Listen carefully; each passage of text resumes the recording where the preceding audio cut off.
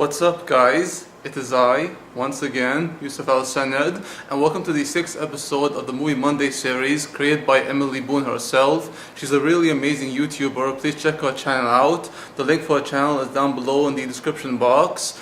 And today's topic for the Movie Monday series, episode 6, will be on my favorite remakes. And guys, I am not a huge fan on remakes because there are some remakes I really despise. To name a few examples, like Let Me In, and of course the King Kong by Peter Jackson. But there are some good remakes, and I'm going to name them right now. My top 5 favorite remakes from number 5 to number 1, and here's how the list goes. At number 5 we have John Carpenter's The Thing, which is a remake of a 1950s movie called The Thing from Another World. And while I haven't seen that movie, John Carpenter's The Thing is a very suspenseful, scary, intense film that has a standout performance by Kurt Russell as well as Keith David among other actors in the movie. And this story takes place in some part of the Antarctica, I believe, or Alaska, I'm not really sure. But these men, it's an all-male cast, they are in this base, and there's this creature among them, and this creature is referred to as the Thing, and they aren't sure which one of them has this creature inside them. And this entire movie is built around this claustrophobic feeling that there's this monster that's bound to be any one of them, and that any one of them could likely die. And it's a very scary, intense film, guys, and trust me, the ending will stick with you. At number 4, we have Sergio Leone's A Fistful of Dollars, which is a remake of Akira Kurosawa's Yojimbo from the 1960s. And Yojimbo is my favorite of the two, but I really love the remake, A Fistful of Dollars, because it introduced us to Clint Eastwood as the man with no name. And this is a character which he's become iconic for, besides his role as Dirty Harry. I love Dirty Harry, and I love the man with no name, who would go on to play Clint Eastwood would go on to play the same character in For a Few Dollars More, and The Good, the Bad, and the Ugly. But this was the movie that made Clint Eastwood the legend he is in Hollywood and cinema in general. And he plays this man who's come to town, and no one knows who he is. He's like this unknown gunslinger, and he starts to help the people of the town, and he gets a few money in return. And things soon get out of control as the group of outlaws that Clint Eastwood's character, the man with no name, is fighting against, and this whole town becomes a battleground between the man with no name and these outlaws. And Clint Eastwood is amazing in this movie. Now, while I lost all respect for him because of how he directed this movie called American Sniper, I really hate that movie with a passion. I still do love his earlier works, especially movies that he would star in later, like Gran Torino, $1 Million Baby.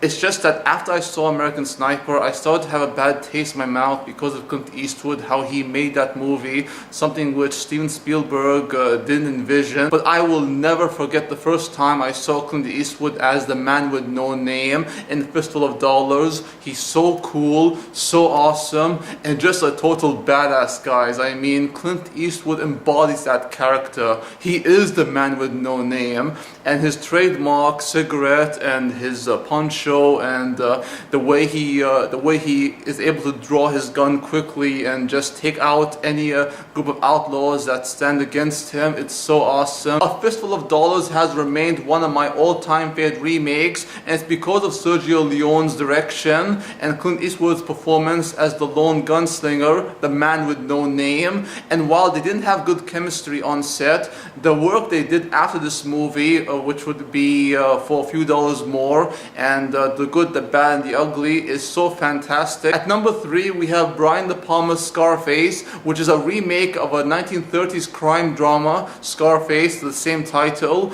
But this movie stars Al Pacino as a totally different character in Tony Montana, who is a Cuban immigrant who comes over to the States in Miami, and he starts to become part of the drug trade, and how he would eventually become this ruthless drug lord. And he is truly amazing, guys. Now, while Tony Montana is a very cartoonish character, an over-the-top cartoonish character, Al Pacino embodied that character, and he is so great, despite how outlandish the movie can be and how his character is way over the top. He really does the best with this character, and he brings out the best in him. And he is a totally despicable character, yet because of Al Pacino's performance as Tony Montana, you really are engrossed with his story. Scarface is without question one of the best remakes because of how it's a film that relies heavily on Al Pacino's performance as Tony Montana.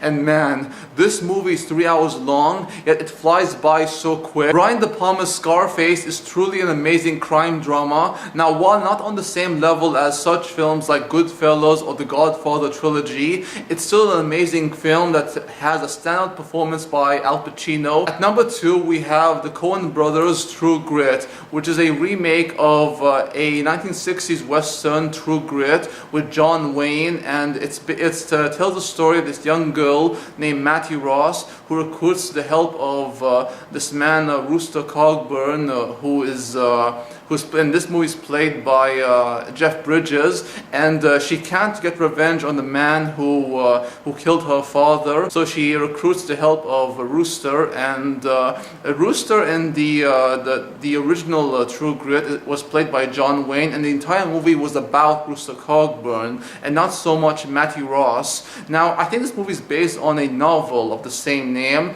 but Mattie Ross was the prominent character of that novel. She was the main character, and that was her story. But in the original film with John Wayne, it was all focused on John Wayne and how awesome he is. Of course, it's John Wayne.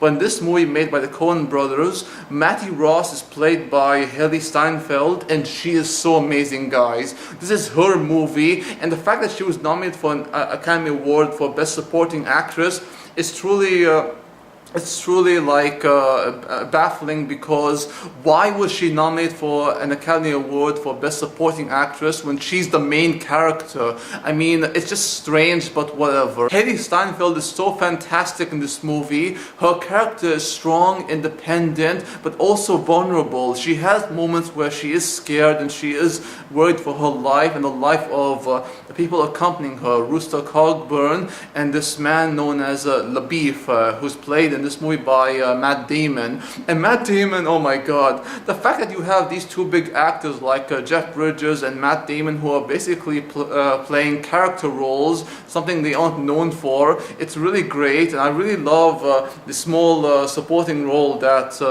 Josh Brolin has as Tom Chaney. And my god, to see these big actors playing supporting roles to Hailee Steinfeld, who once again, this is her movie, it's really something we don't see much, especially nowadays when we need more strong female characters.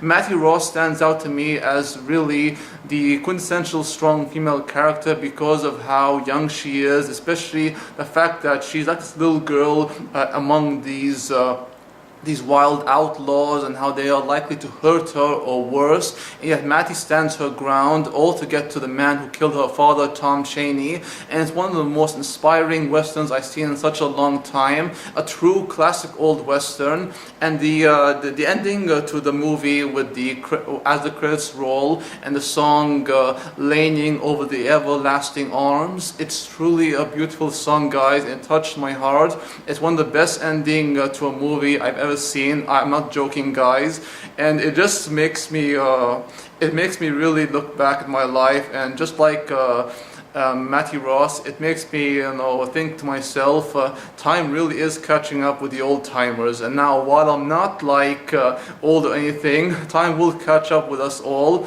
But it's those memories we have that really that will define us for who we are. At number 1, we have Werner Herzog's Nosferatu the Vampire, which is a remake of the 1920s silent film. And I talked about this movie many times in the past.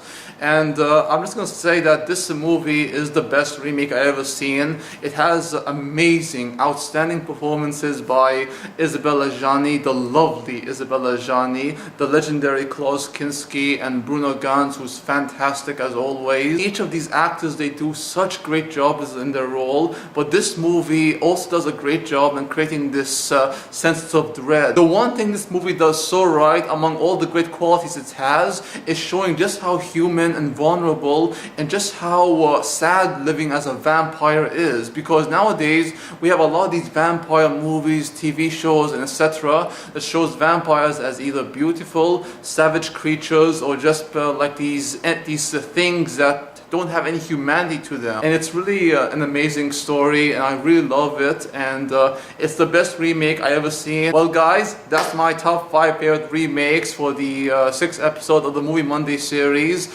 I hope you enjoyed the video, and if you did, please like, comment, subscribe, and please do check out Emily Boone's channel, as well as my good friend and fellow YouTuber Rachel Wagner. And if you want to see more from me, then please check out my gaming channel, where I do Let's Play series, gaming content, all kind of good stuff. Until next time, peace out, take care, adios amigos, au revoir, and sayonara.